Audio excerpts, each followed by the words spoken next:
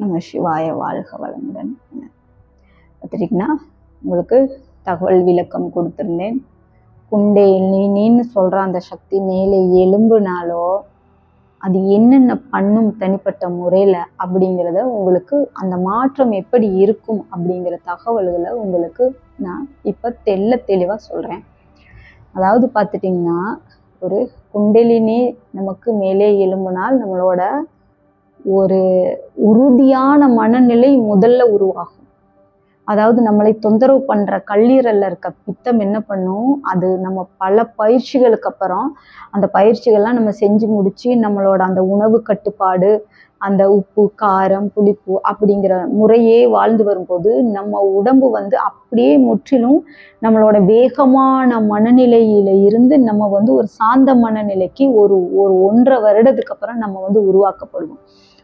உருவாக்கப்பட்டவுடன் நம்மளுக்கு என்ன பண்ணும், புதிய செல்கள் வேலை செய்ய ஆரம்பிக்கும். புரிஞ்சுக்கோங்க, புதிய செல்கள் வேலை செய்ய ஆரம்பிக்கும் போது அவங்களோட வாய்வு பித்தம் அப்படிங்கிறது அதிவேகமாக சுரக்க ஆரம்பிக்கும். ஏன்னா நீ இந்த உடல்ல இருந்து நீ ஏன் அந்த உடலுக்கு வந்த அப்படிங்கிற மாதிரி அது கேள்வி கேட்டு நம்மளை தொந்தரவு பண்ணும். நம்மளை அதாவது நல்லா இருக்க விடாது. இன்று இருந்தது போல் நாளை இருக்க விடாது. மரணப்படுக்கை போல் நாளை போகும். நம்ம மரணப்படுக்க மாதிரி இருக்கும். நம்ம இதோட உயிர் போயிடும்னு நினைப்போம் நம்ம. ஆனால் அது ஒரு காயக்கல்பம் திருப்பி நம்மளை புதுப்பிச்சு கொண்டு வரும். அது என்ன செய்யுதுன்னு நமக்கே தெரியாது.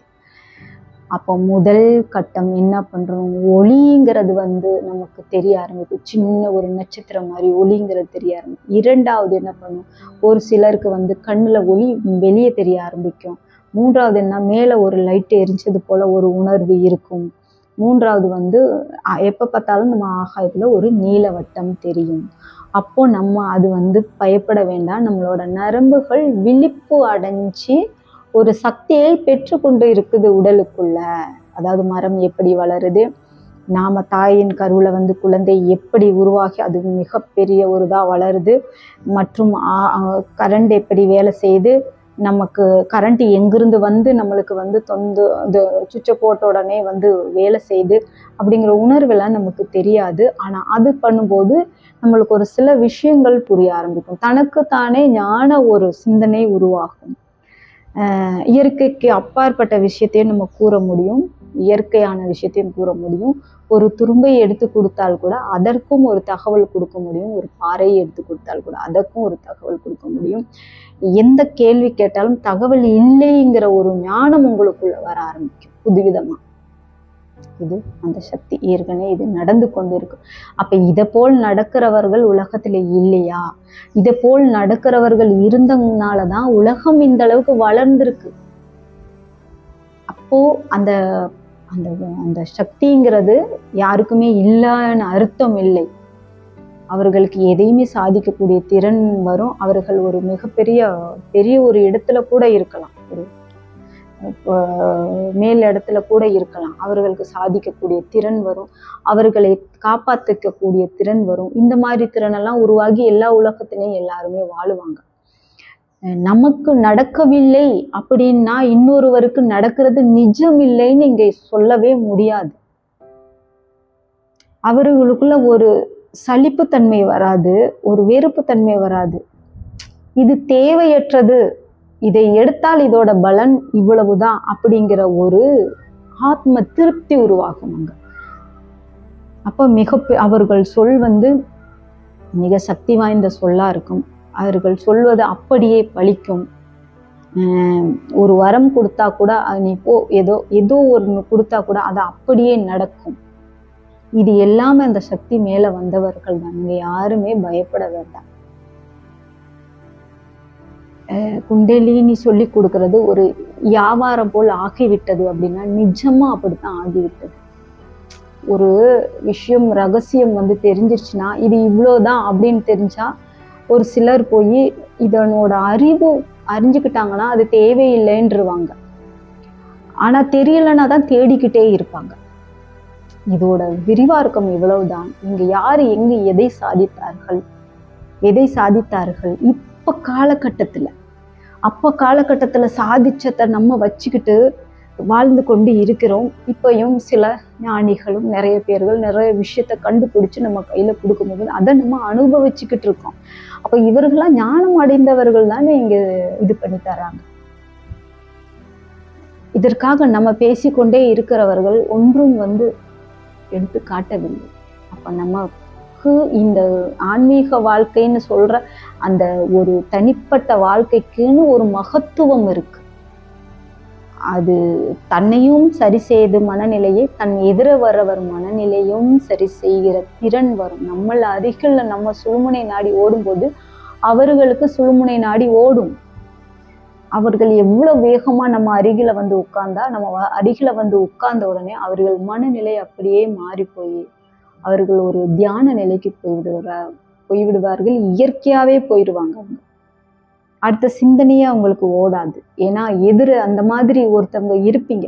அந்த மாதிரி உங்களுக்கு வேலை செய்யும் போதுதான் அவங்களுக்கு வேலை செய்யும். அப்ப அந்த நரம்பு அதுக்கு எப்ப எந்த இடம் தேவைன்னு தேர்ந்தெடுத்து அது நம்மளை கேட்காமவே நம்மளை தயார் செஞ்சு கொண்டு இருக்கும். அப்போ அந்த பவர் மேலே எலும்பு நாள் உங்களுக்கு அங்க வேலை இல்லை, அதுக்கு மட்டும்தான் வேலை.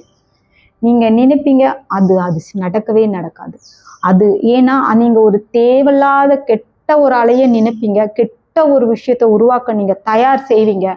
ஆனா அதை மிகப்பெரிய தடை செய்து அது தன்னை நல்ல விஷயத்தில் தனியா அது செயற்கையா அது பாட்டுக்கு தயார் செய்து கொண்டிருக்கும்.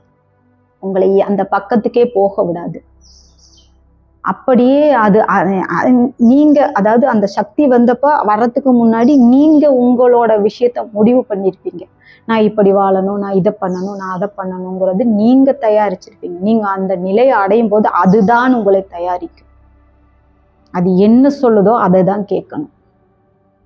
அப்படி ஒரு நிலைக்கு தள்ளப்படுவோம். உனக்கு அமைதியாயிரு, நீ எங்கும் போகாத, உனக்கு தேவையானதை நான் பார்த்து கொள்ளுப்பேன்னு சொல்லு. நீ எதை தேடி அழைகிறாய்ங்கிற கேட்கும். உலகத்தின் உண்மைகளை சொல்லும். உனக்கு உலகத்துல இருக்க விஷயங்களை சொல்லும். ஒரு ஆசைக்கு பின்னாடி இவ்வளவு ஆபத்து இருக்குங்கிற அறிகுறிகளை அது நமக்கு அறிவுல சொல்லும்.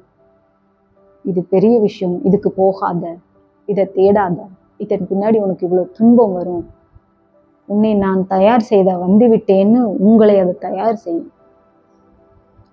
எத்தனை பேர் வந்தாலும் பாசத்துக்கு முன்னாடி அது உங்களை தனிப்பட்ட சுயநலமா இழுக்க விடாது. என்ன பாசம் இருந்தாலும் சரி, அது உங்களை சரி பண்ணணும்னு வந்துருச்சு. நீங்க நடக்கவே முடியாது, உங்களால ஒரு வேலை செய்யவே முடியாது. அது என்ன நினைச்சு நாளைக்கு மரணம் அடையணும்னு நினைச்சாலும் உங்களை அடைய வச்சிடும். ஏன்னா நீங்க தவறுகள் செஞ்சா மரணம் அடைய வைக்கும். நானே தவறுகள் செஞ்சா எல்லாருமே உலகத்துல நம்ம அந்த ஒரு சக்திக்கு பின்னாடி நம்ம என்ன நடக்கணுமோ அப்ப அந்த குண்டலினி மேலே எழும்புறதுக்கும் கருமாக்கும் ஒன்னான்னு கேட்டீங்கன்னா, கருமாவின் வினையை உடல் அனுபவிச்சுக்கிட்டே தான் இருக்கணும். குண்டலினி கருமா இல்லைனாலும் மேலே எழும்பிடும். அது வேலை நீ தப்பு செஞ்ச, நீ மரணம் அடைஞ்சுக்கோன்னு உங்களுக்கு மரணத்தையும் கொடுக்கும். உங்களை எழுந்து நடக்கவே விடாது.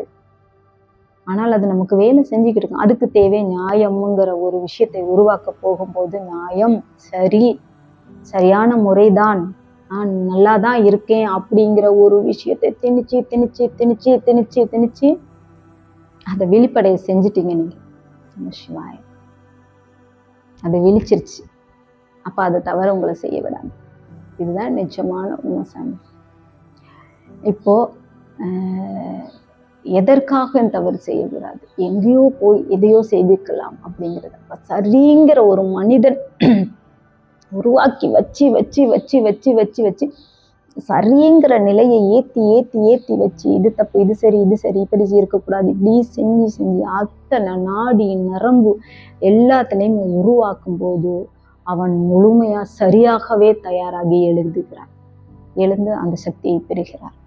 நிஜமாக அப்போ இப்போ உங்களுக்கு நல்லா விழிப்புல புரிஞ்சிருக்கும். நாம சரியா இருக்கும்போது குண்டலினி மேலே எழும்பிருமானா கண்டிப்பா எழும்பும். அப்ப நம்ம அவர்கள் சொன்னது போல, உங்களுக்கு பதிவுல சொன்னது போல, உடல் காயக்கல்பம் ஆகிறதுக்கு சரியா இருந்தால் உடல் காயக்கல்பம் ஆகிவிடும்.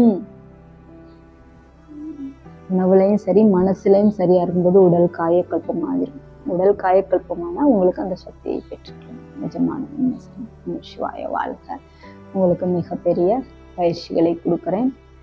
கண்டிப்பாக அதிகமாக இந்த 6 மாத காலம் நான் ஏன் மீண்டும் வந்தேன் அப்படிங்கிறது உங்களுக்கு நான் தெளிவாக சொல்கிறேன் சாமி. நான் எதுவுமே வேண்டாம் அப்படின்னு சொல்லிட்டு தவம் நிலையில் இருக்க போகும்போது ஏதோ மக்களுக்கு இதை சொல்லுவேன் அப்படிங்கிற ஒரு ஆகாயத்தில் சொல்லி வச்சது அது என்னை அந்த தவநிலையில போய் உட்கார விட மாட்டேங்குது. மீண்டும் மீண்டும் உடலுக்குள்ள வந்து தவநிலையை விட்டு விலகி வரீங்க.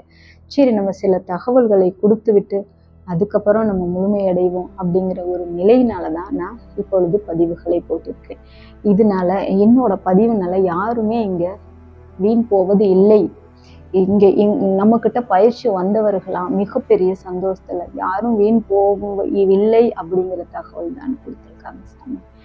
நிறைய நன்மைகள் நடந்திருக்கு. அதனால நீங்களும் நல்ல சக்தியோட வாழ்றவங்களும் நன்மைகளோட வாழ்றவங்களும் ஏகப்பட்ட பேர் இந்த உலகத்துல இருப்பீங்க. அப்ப இந்த நிலை நம்ம அடைஞ்சிட்டோமா அப்படிங்கிறது உங்களுக்கு உணர்வுபூர்வமா தெரியும் சார். நம்ம சிவாய வாழ்க வளமுடன் வணங்குகிறேன். அடுத்த பதிவில் உங்களுக்கு பயிற்சிகளை நான் கொடுக்கிறேன் சார். நம்ம சிவாய.